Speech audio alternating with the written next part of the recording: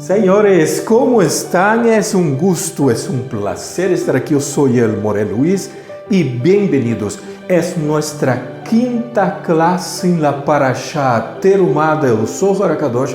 Vamos a ver os párrafos 15 ao 17 e hoje dia vamos a continuar naquele processo que Jacob está sendo com o árbol da vida. É o mesmo mecanismo. A Sefirá de Malhut e a Sefirá de Binah. El Zohar vai ver o mesmo ahora, pero ele vai utilizar e se vai valer de pronombre interrogativo. Não um, senão vão haver dois. El Zohar vai analisar dois pronombres interrogativos.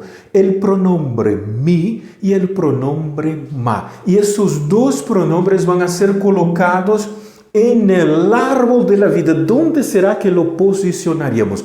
Esto es la belleza de las clases de la Parashá a partir del Zohar HaKadosh. Vamos formando una terminología, vamos a empezar a entender la Cábala. Es bueno que el alumno empiece a enfocarse dentro de esas terminologías. Aquí tenemos uno, Kahavtum, ¿se acuerdan?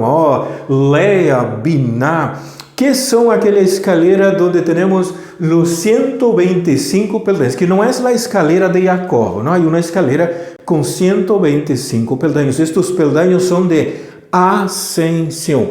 Detalhe importante, quando queremos estudar Cábala, nós não vamos a comprar os livros aleatórios, qualquer um deles, às vezes escrito por pessoas que não entendem de Cábala, que não entendem de terminologia, que não han estudado com um maestro, que não se levanta e razona. Então, o que ocorre? Eu vou a tomar o livro e ele me vai definir a escalera de Jacob, me vai definir os 125 peldaños sobre umas terminologias que a Cábala não usa, que não é parte da Cábala. Isso é bem importante.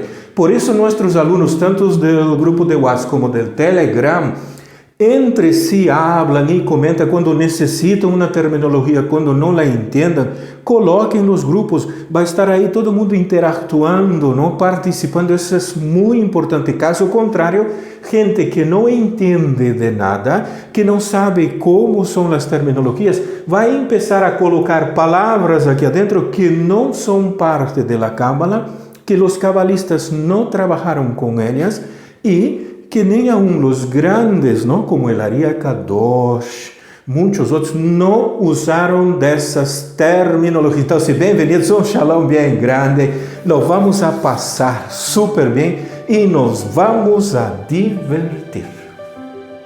É nosso segundo ano de leitura, é a classe número 5 e hoje dia, continuando o conceito, porque vai trabalhar exatamente o mesmo. Esses dois pronombres que se vão usar é a continuação do exercício no árbol Sefirat Ukechu Yaakov. Então, há duas expressões que ocorrem muito a menudo em la Torá e em la Tanakh, e que em seu sentido literal dariam a entender como se trataram de dois pronombres, ou de duas perguntas. Eles são considerados dois pronombres interrogativos.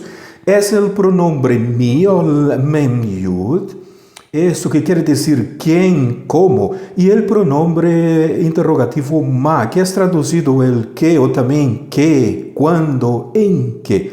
Então, el Zohar ensina que estas duas palavras, tanto mi como ma, são muito mais que tão solo pronombres interrogativos, não? Estas duas palavras são, em realidade, movimento dentro do árbol da vida. É exatamente o mesmo trabalho que ha hecho Jacob. Ele estava enamorado de Rachel, pero tuvo que primeiro que adquirir a Lea em contra de sua vontade. Então, esses dois pronombres, que em realidade não são pronombre, é muito mais. El Zohar é o que vai tratar desses elementos. Agora chega aquele momento da Cábala, onde começam estas terminologias que eu devo de entender. Caso contrário, pensaríamos que se trataria solamente de algo para ser uma pergunta, ou saber como, quando, onde e porquê. São os pronombres mi e ma, e de la mesma forma vai seguir exatamente a mesma sequência.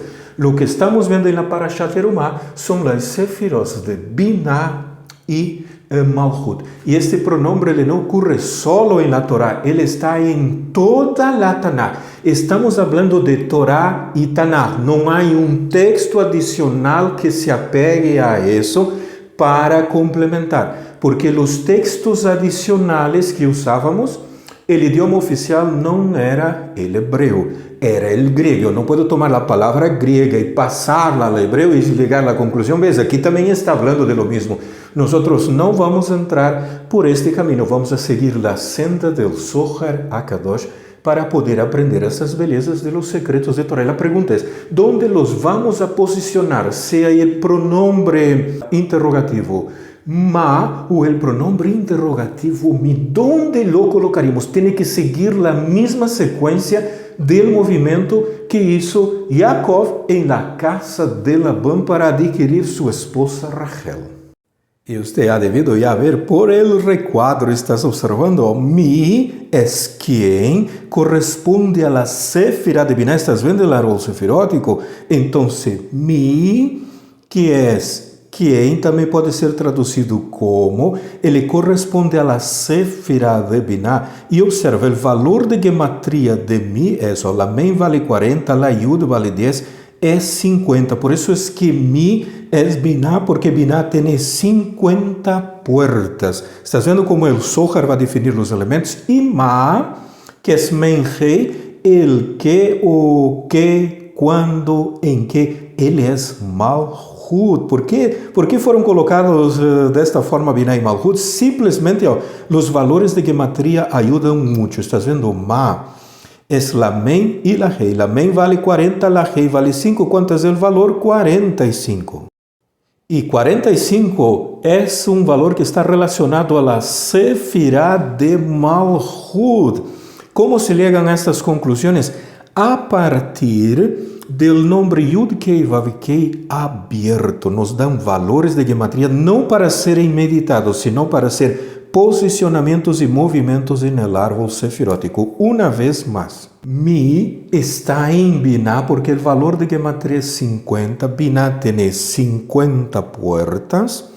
Y ma, su valor de gematría es 45. Es verdad que corresponde a la palabra Adán, pero este 45 no es por Adán, es uno de los nombres del Eterno abierto que corresponde a la Sefirá de Malhut, que tiene el mismo valor de gematría 45. Y lo podemos observar en esta tabla, es Yud-Kei Vav-Kei abierto. Esto con las letras como ellas se pronuncian nos van a dar valores de gematría. Esto, yo tengo valor de gematría 72, 63, 52 y 45. Aquí va a haber una novedad muy bonita. Exactamente, 72 pertenece a Atzilut, 63 a Beriá, 52 a Etzirá y 45 es el mundo de Asiá. Entonces yo tengo Yud-Kei Vav-Kei en el mundo de Atzilut abierto con Yudins, ¿estás viendo? Ele va a quedar Yud Vav Dalio, Hei Yud, Vav Yud Vav, Hei Yud. El valor es 72, pertenece al mundo de Atzilut. En el mundo de Beriá, se vai abrir Yud-Kei Vav-Kei, pero esta vez vai estar com 2 Yudins, pero há uma Aleph entre a Vav, e aqui está uma Yud. Então se vai quedar Yud Vav Dalet, Hei Yud, Vav Aleph Vav, Hei Yud. O valor de gematria é 63 e pertence ao mundo de Beriá, do mundo do trono. O valor 52 é o nome do Eterno abierto, isso, reduplicando la consonante, hei, hei, vav, vav, hei, hei. Exatamente, se está reduplicando ela. Então, vamos a ter, Yud, Vav, Dalet, hei, hei, vav, vav e hei, hei. Valor 52. E o 45 é o Yud, Kei, Vav, Kei abierto com Alefins. Estás vendo? Aleph, Aleph, Aleph. Aqui arriba está aberto com Yehudi, Isso, Yud, Yud, Yud. Então, quedaria Yud, Vav, Dalet, Hei, Aleph, Vav, Aleph, Vav, Hei, Aleph. Qual é a novidade, o detalhe nesse procedimento? É que em alguns manuais de Cábala, o numeral 45 pertence a Yetzirah e o numeral 52 a Asiá. E neste momento, nestes párrafos 15 ao 17, El Zohar indica que o valor 45 aqui pertence ao mundo de Asia, porque é o mundo físico, é o Adão. Aqui eu tenho bem, mira, a palavra que corresponde é bem, aqui a palavra que corresponde é Adão. ¿No? Esse daqui não é de los 72 nomes, esse aqui é de Yud Kei Vav Kei aberto, que é diferente, são sutilezas que eu devo de entender e devo de captar para poder fazer o exercício. Então, vamos a trasladar todo esto para o árbol da vida. O pronome interrogativo ma, Menhei, está em la Sefirá de Malhut, é Rachel. Uau, Jacob vai trabalhar 7 anos por ela. E o pronome interrogativo mi, Menviud, está em la Sefirá de Binah. Ali arriba vale 50, aqui abaixo vale 45. Agora, temos manuais de Kabbalah onde me indica que o numeral 45 pertence ao mundo de Yetzirah. ¿Por quê? Porque se eu tomo o nome Yud Kei Vav Kei e lo vou abrir, não? Com alefins, nos vai dar Yud Vav Dalet, Hei Alef, Vav Alef, Vav Hei Alef, nos dá valor 45, que é Adão, que é o mundo físico. Pero, se eu não lhe abro a última Hei, lo vou sacar ali, lo sacamos, que vamos a ter? Vamos a ter Yud Vav Dalet, Hei Alef, Vav Alef, Vav. Não está a outra Hei final, não hemos aberto. Este valor de gematria é 39. E 39 é um número que pertence ao mundo de Yetzirah. Os ángeles, eles não têm um corpo físico. Então, o que ocorre? A rei final representa esse corpo físico. Então, por isso é que ele é o 45 de Adão. Quando le sacamos, ele se converte em 39 que pertence ao mundo de Yetzirah. Estão captando estes juegos. Por isso há diferentes escolas, eu tenho que ter cuidado na hora de ler o autor do livro, eu tenho que entrar na mente, eu tenho que captar a mente do autor, não é só ler o livro, eu tenho que entrar na história, eu tenho que estar em aquela época, eu tenho que pensar como eles. E às vezes é difícil, porque nós entramos no livro e pensamos com toda aquela nossa carga teológica, ideológica, de paradigmas e uma série de coisas. Aí eu não consigo abrir os secretos. Se imagina, se eu não consigo abrir os secretos, tenho uma carga religiosa muito grande, como eu vou explicar então as terminologias? E o numeral 52, ele é Yud Kei Vav Kei aberto, reduplicando la Hei, la Vav, la Hei, ele quedaria Yud Vav Dalet, Hei Hei, Vav Vav, Hei Hei, nos dá 52, e 52 é a palavra ben, hijo, esto, e ele está colocado aqui abaixo porque ele é el hijo, em que sentido? Quando se casa com la Nukva, Malhut deixa de ser feminino e passa a ser masculino, não é? El hijo está en el Zerampin e la hija está em Malhut. Mientras os dois estão separados, masculino e feminino. Quando ocorre este zivug entre os dois, que os dois se encontram e se unem, el hijo passa a estar em la Sefirá de Malhut. Estás vendo? É uma sutileza para entrar e às vezes para abrir, como se nos enredaram com o que estamos lendo.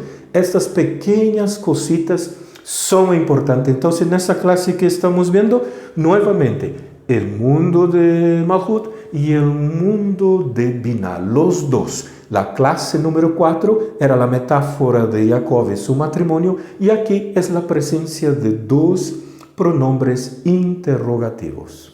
Estás vendo toda a sequência completa, mira, são os nomes abertos por mundo, soletreados, ali tu los estás vendo. Ora, a grande pergunta que há. Jacob, em la classe número 4, hemos visto que ele estava trabalhando por Rachel, pero ele recebeu Lea, ok? Esto. Como é que ele pudo acceder a Binah se ele não havia aún corrigido? A grande pergunta é: em que momento é que Jacob logra corrigir-se para que ele llegue à casa de Labão e ocorra todo esse elemento e ele pueda acceder a essa Sefirá de Binah? es que ele subiu lá Sefirot, ele subiu 7 Sefirot e foi corrigindo. Não somente ele foi corrigindo, ao subir las 7 Sefirot, ele foi limpiando os mundos de las clipós. Quando ele chegou ali arriba, recebeu esse nível que ele não sabia. E quando ele bajou, ele continuou limpiando os mundos de las clipós hasta receber o nível de Malhut. Então, que momento é que ele limpiou para que pudesse ter este acesso, esta graça, para que o universo pudesse conspirar a favor dele, ou seria em contra quando usou Labán, e a favor dele é que ele hizo acceder a la Sefirá de Biná que ele não conhecia. Foi hecho exatamente aqui em la escalera de Jacob, quando ele viu que havia uma escalera que subia ao cielo, cuya base estava em la terra, em Malhut, e seu ponto chegava a Sefirá de Biná. E havia ángeles que nada mais são que almas, não são ángeles literais, eu quero que entenda, não é que estavam saindo um campamento de ángeles e entrando outras, todo isso são midrashins que há que entender, são almas que a partir do trabalho que ele vai fazer em Padaharam, vão a poder bajar, ou seja, descender para fazer a correção e subir, e descender e subir hasta que logrem corrigir, estar dentro desses 125 peldaños que pertenecem a uma escalera de ascensão.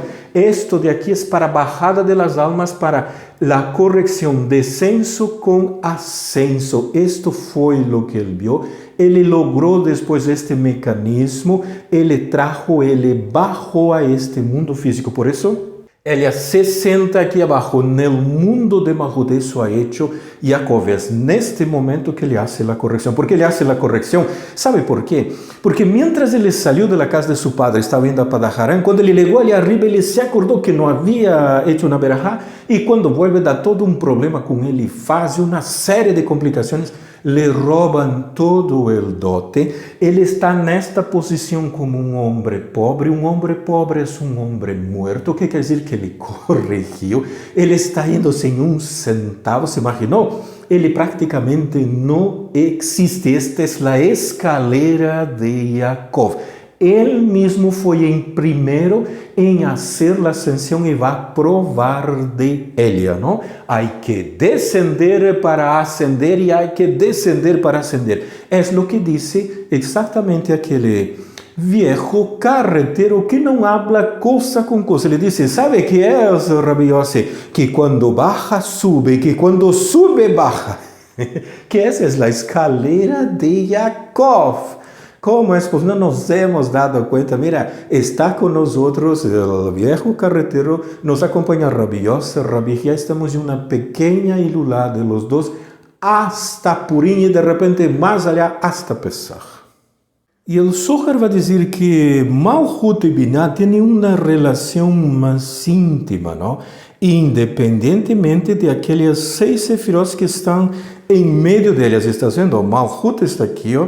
Biná se encontra arriba e no meio há 6 sefirot, pero Biná e Malhut têm uma relação muito íntima. Independente deste, mira, entre elas está esse mecanismo del Zerampim, essas 6 sefirot. Então, Biná e Malhut são como madre e hija, está vendo? É a madre e é a hija. Exatamente, quando o Zerampim, que é o hijo, baja e há aquele zivug, aquele matrimônio, então ele passa a ser aqui de masculina, se de feminina passa a ser masculina. Tem esta relação.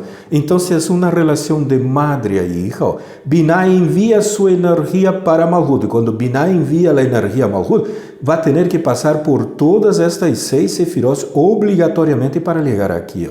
Então, em relação madre e hija, mira, é uma relação íntima, pero elas estão separadas por este elemento de aqui. Por isso há que unir a madre com sua hija, não? Que coisa mais bonita. Mira esta relação que há. Por supuesto, mira que esta relação é supervisada por las 6 sefirot del medio. Esto, mira, es una madre y una hija, pero está este Zerampim que vai trabalhar aqui, como estás vendo, estas 6 sefirot como supervisionando. Está Gesed, Gevurah, Tiferet, Netzach, Olha só, porque toda a energia vai fluir por elas para chegar hacia la hija. Y si ellas no dejan pasar la luz no pasa. Esto es bien importante entender. Ellas bloquean y la energía no llega a Malhut. Ahora la pregunta es, ¿cómo es que este bloqueo puede ocurrir? Este elemento em que o Zerampin impide o passo desta luz e dessa comunicação entre a madre e a hija, ¿por qual será? ¿Será por causa de nossas ações, malas ações, ou será por los deseos? Vamos a pensar. Observa aqui, a escalera de Jacob novamente. Estás vendo? Há descenso e há ascenso. O que quer dizer? São os processos de correção que fuimos fazendo a lo largo de muitas vidas. Estamos no mecanismo final. Então, a pergunta, ¿qué es lo que bloquea, que el Zerampin no deja pasar la luz? ¿Será que é por nuestras acciones? Porque não estamos cumprindo mitzvot? Porque não estamos poniendo el tefilim? Porque não estamos dando la tzedakah? ¿Serán acciones? ¿Será que é porque não hacemos el Shabbat? ¿O porque não hacemos las festividades? ¿Serán acciones? ¿O será que são los deseos? ¿Qué cosa venimos a corregir aquí? ¿Acciones o deseos? ¿Qué cosa? Venimos a corregir los deseos. Las acciones no son tomadas en cuenta en el mundo físico. El mundo espiritual toma en cuenta los deseos. Estos deseos pueden provocar un elemento de tensión en el Zerampin. ¿Por qué los deseos? Porque los deseos son nuestras emociones, son nuestras malas calidades y podemos nosotros, com estas malas midot, não vamos a dizer bloquear o sistema. Vamos a ver como o Zohar e el Ari va a explicar esto. E o aluno já pode dar-se conta que vas a ver que há 3 árvores sefiróticos complexas que não havíamos visto aún, não? Porque hemos colocado aqui, para poder ilustrar estes elementos, senão eu não consigo entender. Esto de aqui é uma ilustração para que eu pueda entender como funcionam estes mecanismos.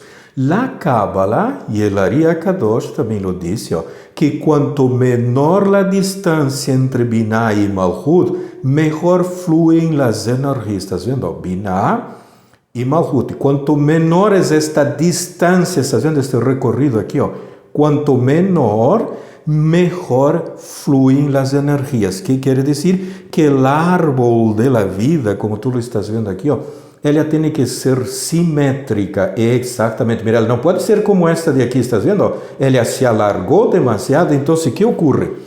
Binah está aqui e Malhut está ali abaixo, então há um trajeto muito largo. Mira que largo é.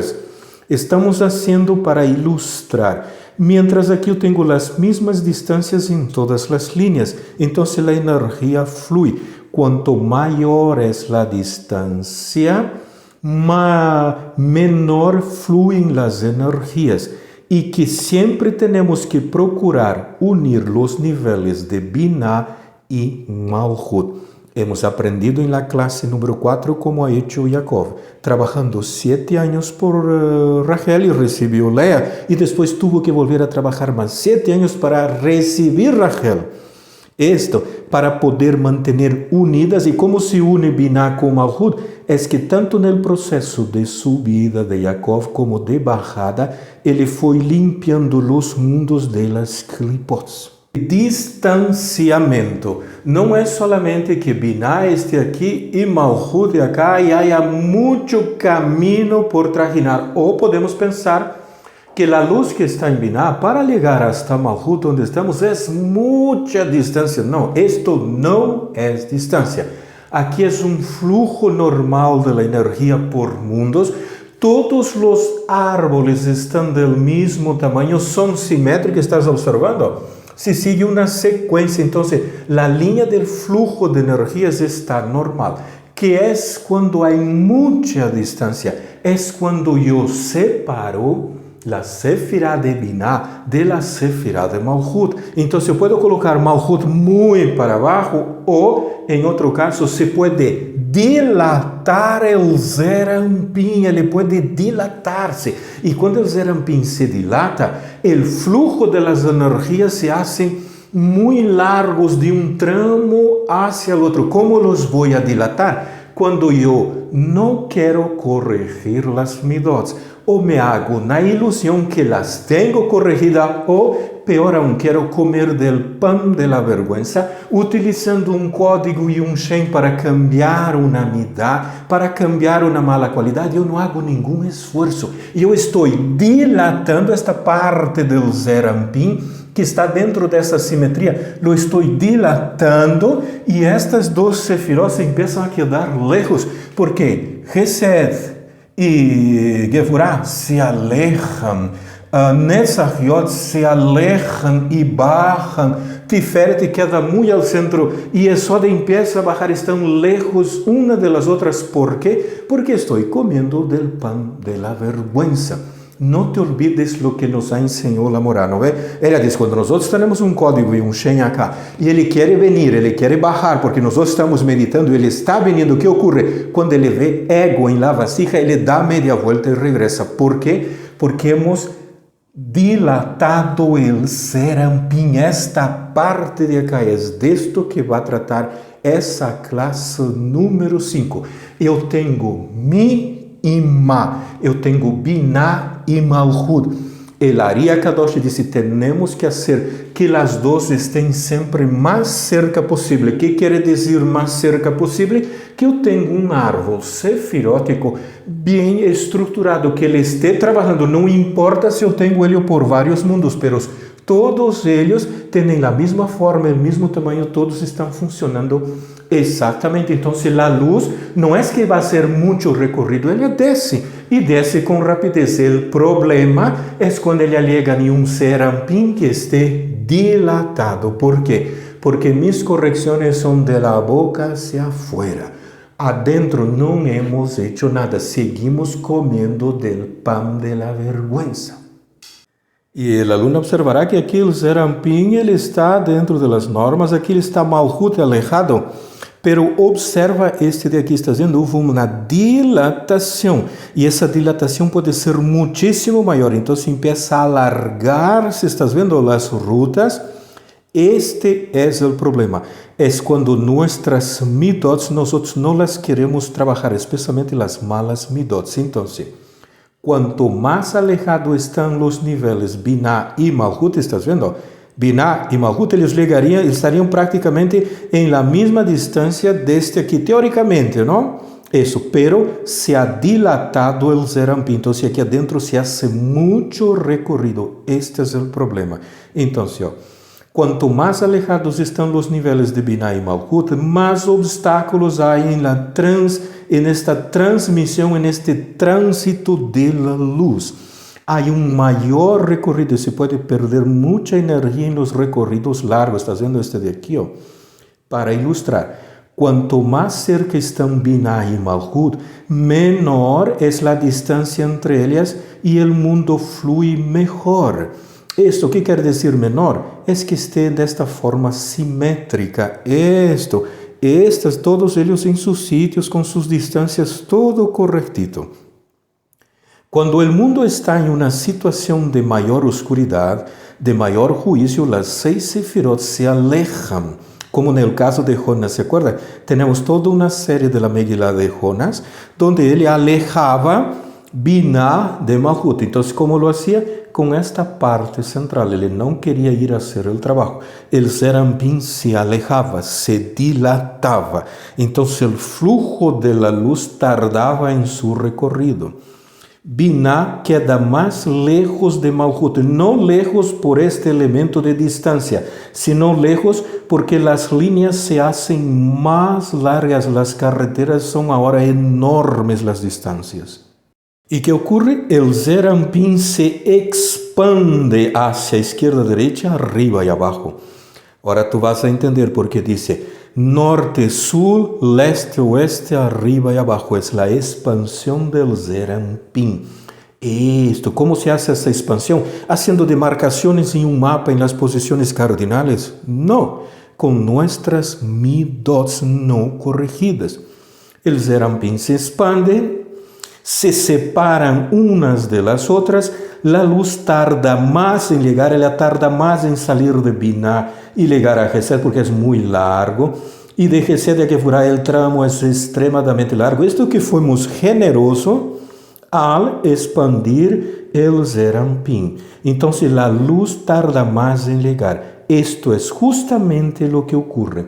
Mucho recorrido de la luz. Entonces, Binah y Malhut están alejados por la expansión del Zerampim.